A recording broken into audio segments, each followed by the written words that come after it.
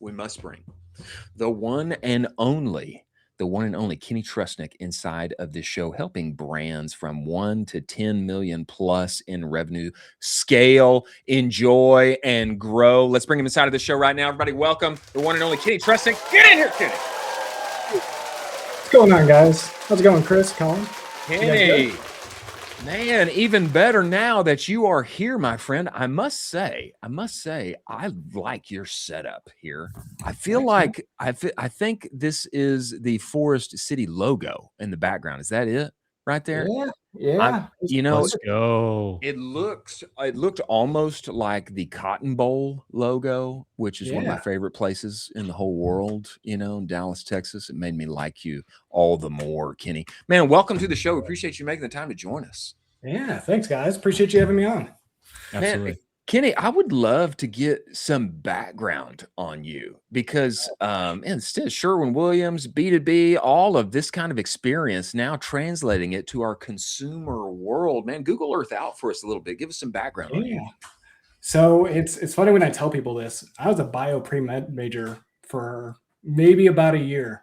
All right. That's how my journey started. I wanted to be a doctor. I wanted to work in orthopedics, and sure as hell, I got about 3 or 4 months in. I failed advanced calculus, and I'm like, oh crap! I got kicked out of the school, and I need to go to.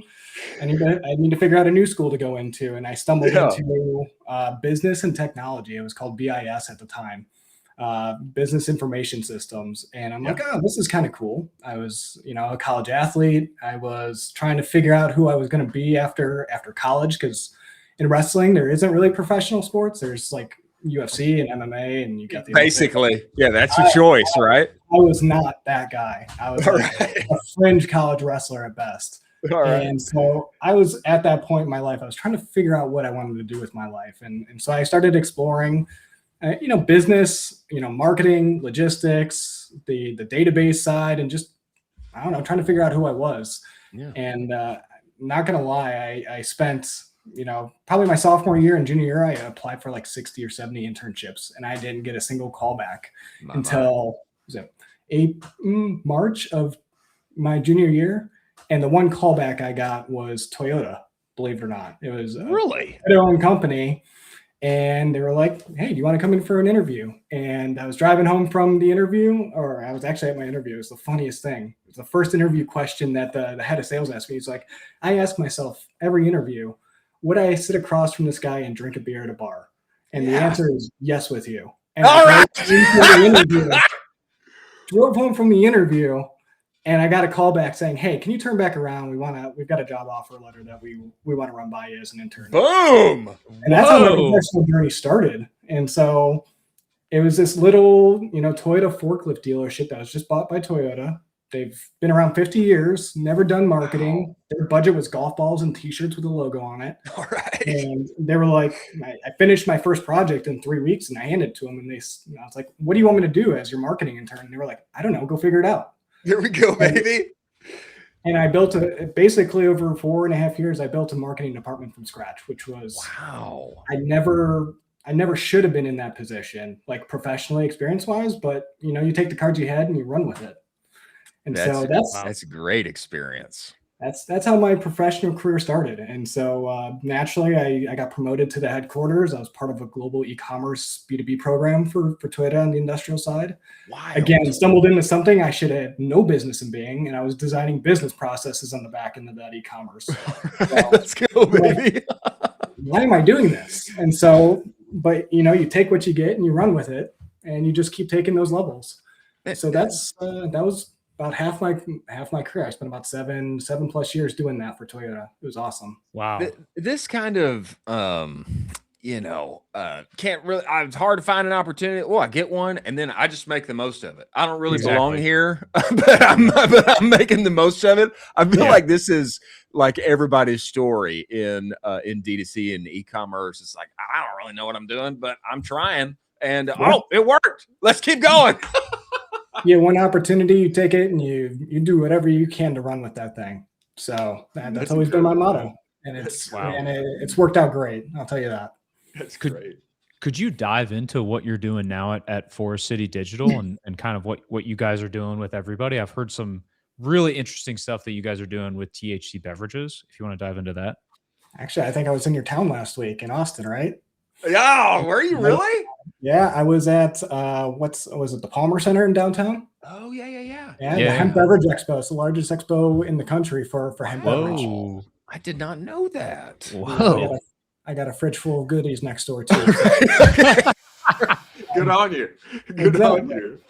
But yeah, Forest City. It started when I moved back to Cleveland, and I had Toyota experience. I was now working at Sherwin-Williams, and a lot of my network was poking me about like, hey, this was pre-COVID boom, and so let's grab lunch, let's grab a beer, let's talk about it, and that kind of naturally transitioned into some consulting work, side gig work. I had a young family, so I'm like, sure, I'll take some extra money. Yeah. And over a couple of years, it just kind of snowballed. I was trying to figure out what I wanted to be because I worked so enterprise for so long, and I designed the processes that I did at Toyota and some at Sherwin-Williams that Shopify has already kind of built for smaller businesses. And so I kind of stumbled into it when I moved back home. I had no intention of starting an agency. And so by day, I was working full time. By night, I was doing side gig work. At one point, I was a product of a layoff, and I was looking for a new job. But at the same time, I was like, well, let's see what I could do with the business. Yeah. And I'm here 3 years later, full time into the business. We've got about 20, full time employees and contractors. But incredible, man. Really, what we've grown into is what we refer to as a performance marketing agency. And so what that means to me, being client side, is traditionally a performance agency is a Meta ads driving ROAS, a Google ads agency driving ROAS and return on that ad spend. We look at performance more at a business level of like influencing that top and bottom line. Marketing still needs to be profitable, and that's one of the things that a lot of agencies out in the space just don't fully understand or grasp is how to develop a marketing program that's sustainable for a business D2C wise. And so that comes with infrastructure and making sure you've got the right mechanisms. You don't want to overspend because you're going to see declining returns, right? It's like that bell curve. And so we come in and we help drive a lot of that strategy for those brands that are growing, but they've grown to a point where they don't know what to do next. And so that's where really we thrive. They're starting to get good traction. They plug us in and we really help them formalize that marketing system, that marketing program for them and build it out. So that's what performance means to us. How do we build it? They spend a fortune on advertising. Great. In the hemp space, 1.5 to 2x ROAS is fantastic in advertising. Well, I was gonna say, Kenny, like, man, the hemp space, THC, like all of it, not an easy category to navigate. It's wild. Some of the things and the fluidity of like the political landscape behind it. It's not even fully regulated yet, federally or even at the state level. But the one thing I really like about the hemp beverage space is, like, from a community aspect, that little pocket of hemp is unified in wanting regulation. And so it's already naturally starting to self-regulate in a lot of ways through COAs and getting all of their products tested. A lot of the frameworks that they're putting on their D2C sites and just how they're going about getting distribution and building up their industry. And so that's the nice part I like about the hemp beverage side more specifically. Yeah. How are you advertising for hemp beverage? Because there's so many channels that are just like absolutely hard no, or you got to basically go through every single loophole in the entire world. What's your like us? Come on, there's maybe one channel that you like, maybe one avenue you like doing, just a little something. Yeah, Meta is the most popular, believe it or not. I mean, even though it doesn't necessarily allow for the brand, there's a lot of ways to bypass that. In the types of languages and promotion, you can't do the traditional D2C route, but you can certainly promote the brand. A lot of it is driving awareness and traffic and engagement to the site and recapturing that in other ways through like retention-based programs and through other ad channels that are compliant from a hemp perspective. Got it. Interesting. So you could drive interest or traffic to some kind of educational, website, something, nab that information, bring people over here, email them, get them back to this other website that's associated, et cetera, something like this. Yep. Yeah. That introducing visitor identification tools so that you can Totally. de-anonymize them, tie them into Klaviyo. So there's a lot of different tools to be able to do that. Rewards for referrals. The other way too is education. Education is really important because this is an alcohol alternative in a lot of ways, if you think about it.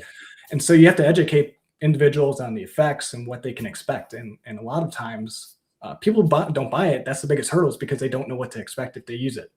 Yeah. Yeah. That's totally fair. That's totally fair. You know, it seems like too, like if you're educating, like you're trying to educate on a, you know, social platform or whatever, you may have to like avoid certain words or say, you know, it's like, you know, little massaging of the script that one would have to do there. Tricky. And I would imagine a bunch of like just testing and seeing like what works and what doesn't. Is that fair? It's all testing. I mean, and there's a lot of what we refer to as social tonics out there. Social tonics. Social tonics. Yep. A social tonic to take visually altering beverages. Like there's all different ways you get crazy with the languages. That's great. Using creative, using your hand to block the label so it doesn't pick up, you know, the THC and the milligrams or anything like that. Oh yeah. Wow. So you might show it like you're just like showing it like this, you know, or like you're gonna, you know, and you know, something like that. It's awkward. It's like, I really hold my can that way, right? Yeah. Like you got the 4-finger spread covering all the major parts. Wow, that's interesting. You know, not to get too political into this, but how are you seeing kind of these laws shake out? Because I feel like you're at the forefront of it. We're very good friends with some THC brand owners of the show, and you know they got totally razzed earlier this year. I'm sure you're aware of everything that went on. How do you see that playing out? And do you think that these brands are going to get quote unquote rescued from the terrible thing that happened? Yeah. So the November ban is a huge thing. I mean, I think it shook up the industry. The funny part is that a lot of the brands that we work with seemingly have doubled down. Really? In the D2C space. You know, part of it is they want to clear the inventory. But I mean, there are two routes. You're preparing for an effective ban, which is not a full ban. If you don't understand that, it means you can still have 0.4 milligrams in a beverage. So there's a lot of brands now reformulating a certain way to still give an effect that has THC in it. Interesting. But then you've got the alternative beverage. You know, you talk about nootropics, you talk about adaptogen-based blends, kava, kratom. You know, people are coming up with different formulations of their current, you know, flavors, and they're rolling it out with different types of formulations now. But on the same token, I think the White House just released something 2 days ago, basically requesting Congress to regulate the hemp space officially. So there was a letter from the White House to Congress asking them to take the next step in regulating this space. And the goal is really before the midterm election. I see. And regulating, I mean, let's just put teeth on that, meaning like put boundaries, put boundaries in place. Put rules in place that takes away the altogether ban in November, or what? That would basically supersede the ban, or extend the ban another year so that they could put the rules in place that people can buy by. Because that's the issue. There is no regulation. You want to talk about the Wild West? You know, you guys are cowboys. I mean, you live in the space. You love it. There are no rules in a lot of ways. So responsible parties are doing the right thing, but there's a couple bad actors out there for sure. In any space. But it's actually being equated to, I heard it a lot at HB last week in Austin, that, you know, they're referring to it as like Prohibition 2.0, because it's so well adopted that they're effectively banning all these beverages, that there's going to be bootlegging and everything else until it is regulated again. And just hopefully it's not 12 years later. Well, we have this is a point exactly that Nate Cooper over at Barrel Ventures brought up when he was here. He's a big proponent. I believe they're investors. They're investors. And he brought this up. He's like, it's just too big. What are we going to do? Are they going to really do Prohibition 2.0? You know, is his point. and it would be extreme. I mean, there's a lot of momentum in the space. You know what I mean? 100%. I mean, you're talking whole vertical. You're talking farmers. You're talking manufacturing. You're talking formulators. You're talking resellers and brands, and even ancillary services like ours. I mean, it's the industry itself is large, but think about all of the supporting industries around it that would be impacted. I mean, that is detrimental, and that's putting it nice. It's a big impact. Big impact. Wow. Kenny, you're also working with, I'm pretty sure, other categories as well, if I'm not correct. You're also working with, I think, auto, and I think also food and coffee, which are, I would say, easier categories than going probably a little bit. Probably easier running ads. Can you talk to us about how you're scaling those businesses and building those out? Yeah, so it really depends on the brand itself. When we come in, we try to look for holes in their system. That's the first thing we do. When we talk about, you probably know the sales funnel and everything else. The goal is to identify what those holes are first and plug the gaps as quick as possible. Yeah. Because then we can really see what the full system looks and operates like. We actually we have a ranching supplies company down in Texas too. A lot of business in Texas. Yeah, let's go. Everything's bigger in Texas, I guess. It is. Chris loves that. Chris loves that. I do. I love it. I'm an Ohioan, and I admit that. Right. But yeah, really, our first step is to figure out what is working, what's not, and plugging in those gaps. And that's taking a step back, looking at all of the data, all the different platforms, looking at the type of product it is, because product fit on D2C is even important. And so we've had brands try to, sell something that is just, I mean, it's like, we'll use a gimmicky product as an example. I don't want to say it out loud. Maybe I'll send you guys one. It's not a fit for D2C. Let me put it that way. All right. Okay. And it's not what you expect. It's something that you would fully expect to get on like an Ace Hardware or like an Amazon.com. You don't need to have a standalone site. And so, we even get into it and work with a client. Sometimes we say, listen, this is not the right space for you. The data points everywhere else but here. And you need to go here, here, and here. And so that's kind of the value of working with us, is we look at kind of the bigger picture from a business standpoint, because at the end of the day, we're not in it to work with any business. It's, hey, are we a right fit? Are we going to get them from point B to point D so that they can keep growing their business? And so a lot of times it's the retention side. That's usually the first play, not just email and SMS, but hitting all of the different behavior points. That's usually the biggest miss and the lowest hanging fruit in a lot of these brands. They have the basics, a browse abandonment, a cart abandonment, but is the product replenishable? I love the CBG space because, people always buy more. Need it. You need subscriptions. You need to get this once a month. That bar of shampoo, the shampoo bar that you rub in your head, it disappears after a month, right? You got to get a new one. Kenny, tell me this. This point that you're making, it doesn't translate as neatly to automotive.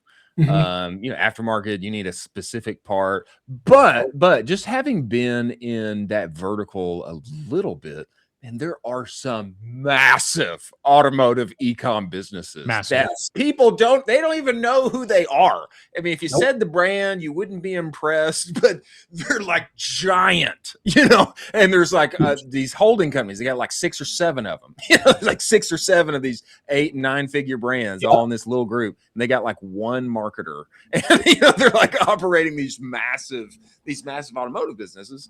It's interesting to me because the subscription piece and, the things that we love about LTV and et cetera, it doesn't translate as neatly over in automotive, but still there are these like massive businesses with giant SKU counts that are crushing on the internet. Yeah. I love the automotive space especially in D2C, for a wide variety of rates. I worked for one of those companies. The PE firm that I worked for, I think they own 16 brands now. Whoa. And it's absurd, and it's all automotive and like motocross racing. It's actually fun brands. But the best part about those brands is being the only marketer or e-com guy in that entire organization is that, any small change is a massive feat for them. I mean, marketing descriptions alone is probably the easiest thing you could do to drive results, and none of them have a marketing description. It's a crazy. So like an engine piston, and there's only so many ways you could describe an engine piston, let's be honest. But having that detailed context from an SEO standpoint, from an agentic standpoint, from a searchability standpoint on a site, I mean, that makes the user experience that much more potent. And even if you do that little bit, I mean, we've seen, 50, 60, 70% revenue growth year over year because of those small changes alone. Crazy. Wow. It's crazy. It's kind of exciting. It's exciting too in this kind of agentified era of e-com that we're entering into. We had two guys on the show. I think it was this week or last week. The Paganellis from Webaholics. They've got a automotive type business. It's got like 2 million listings or something. Oh my gosh. And, it's like this point. It's like, they're utilizing AI to put prices up and down, and they change the descriptions, etc. And that's the incredible thing here is that if you've got the right words and AI can find you, then ChatGPT can surface you when people are looking exactly for what you have. Yeah, that integration with like Claude to Shopify, when you're talking about, to your point, like 70,000 SKUs, one person isn't going to move the needle. But with Claude or a ChatGPT integration, just being able to write marketing descriptions for it, I mean, you're talking about mass scale at that point if you leverage those types of things. Yeah, it's huge for massive catalogs. You don't need a Datadog for that anymore. Interesting. Wow. Kenny, brother, we appreciate you making the time to join us and dropping a little sauce on these various categories. Brother, where can people find you, follow you, talk with you, get involved with what you're doing?